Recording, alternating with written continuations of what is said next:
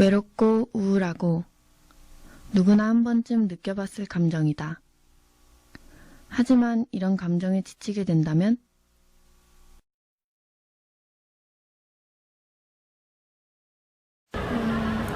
밤에 자주 들어요. 네. 있죠? 밤 보세요? 네. 있기야 있죠. 없어요. 네. 네. 네. 아니요. 별로. 네. 항상 늑자요. 서울시 소아청소년 광역정신보건센터의 우울증 학생 선발검사 결과에 따르면 중고교생 3786명 중 17.2%가 우울감을 느끼고 있으며 4.6%는 실제 우울증이 의심되어 병원 치료를 권고받았다고 한다. 액션.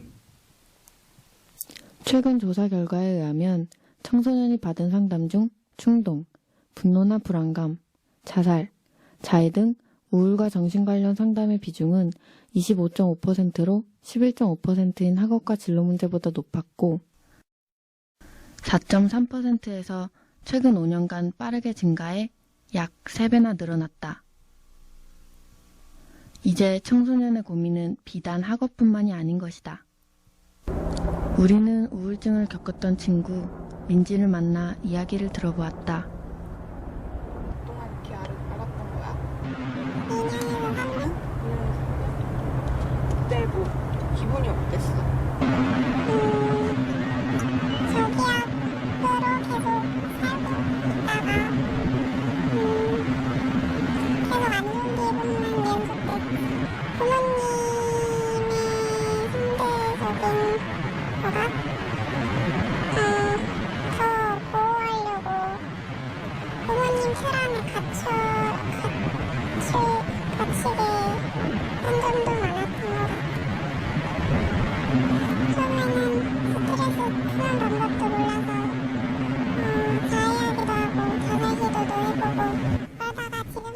민지는 자살과 자해 시도를 해볼 정도로 방법을 찾지 못했다고 한다. 친구들한테 고민도 털어놓고 손에 닿는 곳에 그런 지인이 없으면은 누구 다른 사람을 한번 찾아보던가 새로운 사람을 만나보던가 상담을 받거나 치료를 받을 것 같아요. 병원을 찾아가서 뭐 항우울제를 먹거나 아니면 글쎄요, 제가 알아서 방법을 찾아봐야 하겠죠. 우울증이라는 병 자체가 스토리가 있는 병이고 히스토리가 있는 병이에요. 좀 더 정확하게 말하면 우울증이라는 병은 그 병 자체가 스토리고 히스토리란 말이죠. 그러니까 당연히 상담을 해야 된다고.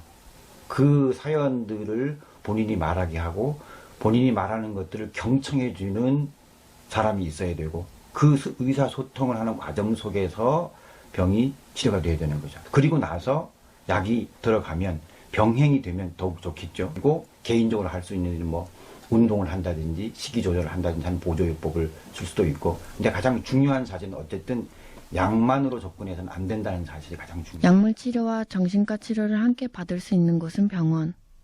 정신과에 가서 상담을 받는 것은 어떨까?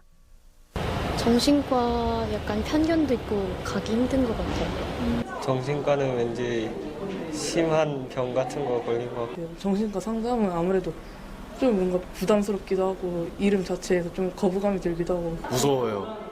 정신과 하면 아무래도 좀 안 좋은 쪽으로 생각이 들어요. 안 좋은 시선으로 바라보는 게 많았지. 모두가 그랬어. 모두. 우리의 시선은 관대하지 못했다. 또 정신과에 대한 오해도 있었다. 정신과는 기록이 남는다고 들어서요. 근데 정신과 가면은 막 기록에도 남고 그러니까 잘 갈 수가 없을 것 같아요. 실제 정신과에 전화해 물어보기로 했다. 네, 전화입니다. 저 지금 고등학생인데요. 네, 요즘 좀 너무 힘들어서 가서 상담받고 치료를 받고 싶은데요. 네, 처음 오시는 거세요? 네, 근데 혹시 그거 막 대학 갈 때나 취직할 때 기록에 남나요? 그렇진 않으신데 의료보험공단에 올라가시는 거라 본인 외에는 연락이 좀 어려우시거든요. 그게. 네. 그럼, 그래서 네. 그런 거 하시는 거에는 그건 없으실 텐데 나중에 보험이나 이런 걸 가입하실 때 좀 제한하실 수가 많은 사람들의 생각과는 달리 취업이나 대학 진학 등의 문제가 되는 기록은 남지 않는다고 했다. 그런데 비용은 많이 부담스러워. 쪽이지. 보험이 적용되는 약의 경우는 2만 원 정도면 해결할 수 있었지만 상담의 경우 기본적으로 10만 원 내외의 돈이 들어갔고 상담 선생님에 따라 그 비용은 회차당 5만 원부터 40만 원까지 차이가 났다. 기본적인 비용으로 잡아도 한 달에만 48만 원이 병원비로 든다는 것이다. 청소년이 혼자서는 해결할 수 없는 비용. 부모님께 도와달라고 해보는 것은 어떨까? 당연히 보내주죠. 요즘 뭐 정신과 가는 게 뭐 특별한 게 아니잖아요, 요즘. 흔한 일이고, 누구나 다 치료를 받을 수 있기 때문에. 내가 데리고 가야지. 그럼 본인이 그렇게 느낀다고 그러면 심각한 거지. 무조건 거부할 문제는 아니라고 생각해요. 현재는 조금 안 좋긴 한데 우리 애기가 자랄 때쯤이면 어느 정도 바뀔 수도 있을 것 같고, 그러니까 뭐 이가 아프면 치과 가듯이 그런 거의 일종이라고 생각이 들어서 문제가 된다면 전문가와 상담을 해야 된다고 생각해요. 부모님들은 대부분 필요하다면 보내주시겠다는 입장이셨다. 밝고 건강하게 잘 지내고 있습니다. 너무 밝았어요. 본인은 아직 안 우울하대요. 너무 행복해요. 우리 애 지금 고등학교 1학년 갔는데 고등학교 생활이 굉장히 만족해요. 생활 안 해봤는데 그거는 우울증이 없어가지고. 또한 본인의 자녀는 당연히 밝고 즐겁게 살아가고 있다고 생각하고 계셨다. 실제로 병원을 찾아오는 청소년들은 많지 않습니다. 왜 많지 않으냐면 일단 부모들이 자기 자식이 자기의 자녀가 우울증에 걸릴 수 있다는 사실, 우울증에 걸렸다는 사실 인정을 안 해요. 그럼 자기가 우울증을 알고 있는 청소년들이 스스로 걸어와야 되는데 문제는 돈이 없다는 거죠. 경제력이 없기 때문에 아이들이 스스로 찾아와서 치료를 받는 경우도 많지 않아요.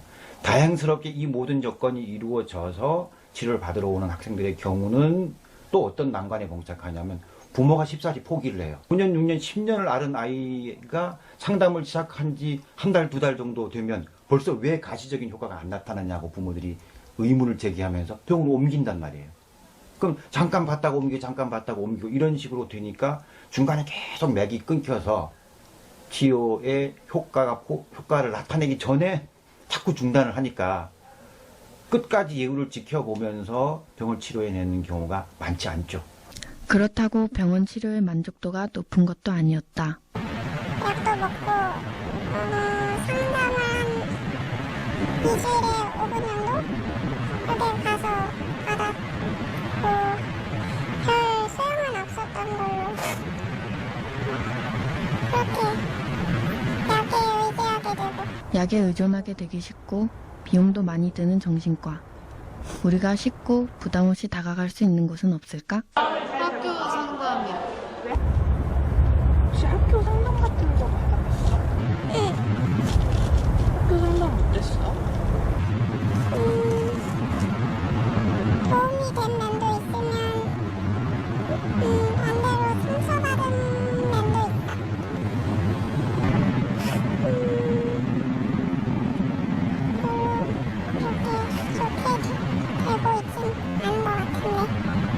작년에는 그래도 대구에 있는 학생 자살 같은 어떤 사건이 이슈화 되면서 급히 예산이 짜여져서 그 학교에 전문 상담교사가 이제 한 명씩 배치가 되었었는데 올해는 그 예산이 이제 부족해지면서 각 학교에 배치되어 있는 전문 상담 교사들이 이제 그 제도가 많이 없어지고 심리적으로 이제 고민이 많은 친구들이 많이 찾아왔었는데 올해는 이제 진로진학 상담 교사만 있다 보니까 심리적인 그런 어려움을 갖고 있는 친구들은 지금 현재 그 상담실을 좀 많이 찾아오진 않는 편인데 작년의 사례를 보면 아이들이 정말로 자살 충동이나 또는 우울이나 등등으로 인해서 많이 정말로 힘들어하는 친구들이 의외로 현재 학교 상담의 지원은 많이 부족했다.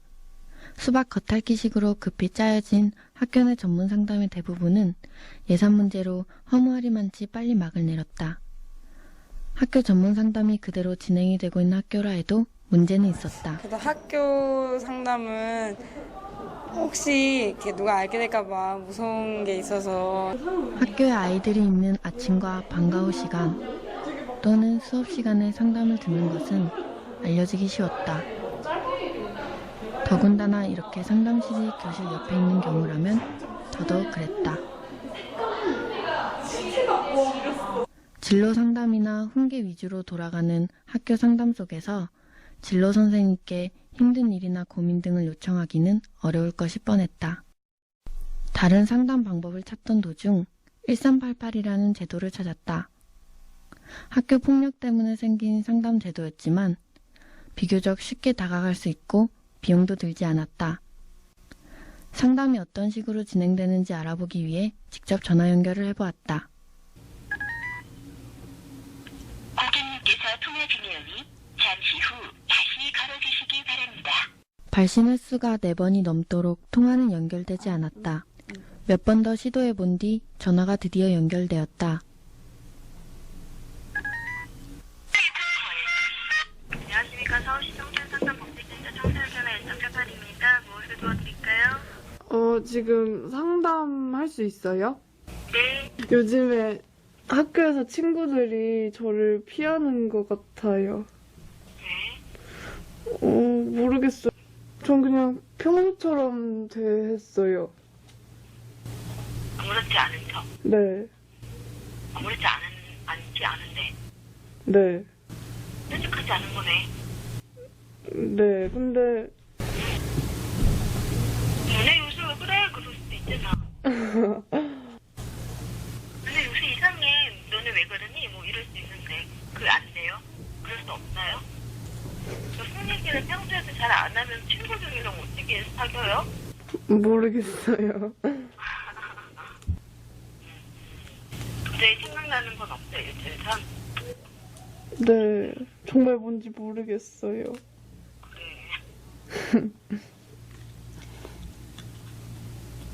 만약에 그리고 또 일 때문에 많이 힘들고 그렇다면 네.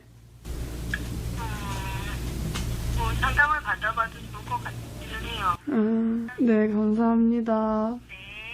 상담은 친절했지만 마치 내담자에게 잘못이 있다는 것 같은 반응이었다. 용기를 줘야 하는 상황에서 계속 친구에게 먼저 말을 꺼내라는 이야기만 반복되었다. 현재는 우울증을 벗어난 청소년을 만나보았다. 제가 좀 우울감 같은 게 처음 느끼기 시작한 게 중학교 때부터거든요. 근데 이게 본격적인 그런 막 우울증이라고 하는 그런 거는 고등학교 2학년 때부터 제대로 알았어요. 그래서 뭐 학교 나가서도 친구들하고 얘기도 잘 못하고 혼자 이렇게 가만히 막 있고 잠만 자고 이 무기력감 때문에 그런 노력을 유지를 하기가 굉장히 힘들어요. 그래서 또 막 우울증이 걸린 상태에서 내가 막 이런 일을 해서 이 병을 나아야겠다 이런 생각을 하는 것 자체도 좀 어렵고 그래서 따라서 그런 노력도 오래 유지하기가 힘들고 그다음에 이런 과정에서 또 이제 옆에서 누가 도와주는 그런 조력자가 있으면은 되게 좋은데 그런 사람을 찾기가 힘든 게 현실이죠. 그러니까 우선 학교 상담실에 대한 그런 인식 개선이 좀 필요한 것 같아요. 1388을 좀 대대적으로 홍보를 해야 되지 않나 이렇게 생각을 해요. 그래서 그런 것들을 잘만 활용을 한다면 일단 우울증으로 고통받고 있는 청소년들 초기에 있는 그런 분들은 뭐 많이 이제 도움을 받을 수 있을 것 같다고 생각합니다. 심적으로 고통스러워서 방황하는 우리들에게 기댈 만한 곳을 찾는 것은 그리 쉽지 않았다. 자살 사망자의 80%는 우울증을 앓고 있었다고 한다.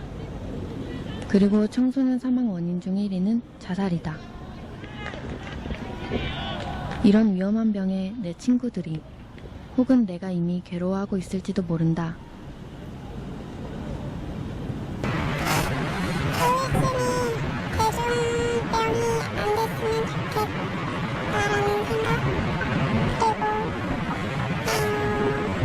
감염병에 대해서 너무 선입견으로 우울증을 앓는 청소년은 점점 늘어가지만 치료받을 수 있는 곳은 아직도 너무 협소하다. 주변에서 관심을 가지고 지켜봐주는 것과 알맞은 치료 대책, 상담법 등이 갖춰진다면 우울증을 이겨내는 것은 아주 쉬운 일이 될 것이다. 지금은 이런 뭐 기분 상태나 이런 게 되게 힘들 텐데 언젠가는 그런 고통이 분명히 끝날 날이 있습니다. 제 경험상. 네. 그래서 이렇게 힘들어도 극단적인 선택을 한다거나 이런 거를 하지 말고 좀 참다 보면 다시 금방 반전의 날이 온다는 그런 얘기를 좀 조언을 하고 싶네요. 지금 행복하세요? 라는 물음에 많은 사람들이 네 라고 대답하는 날이 오기를 기대해 본다.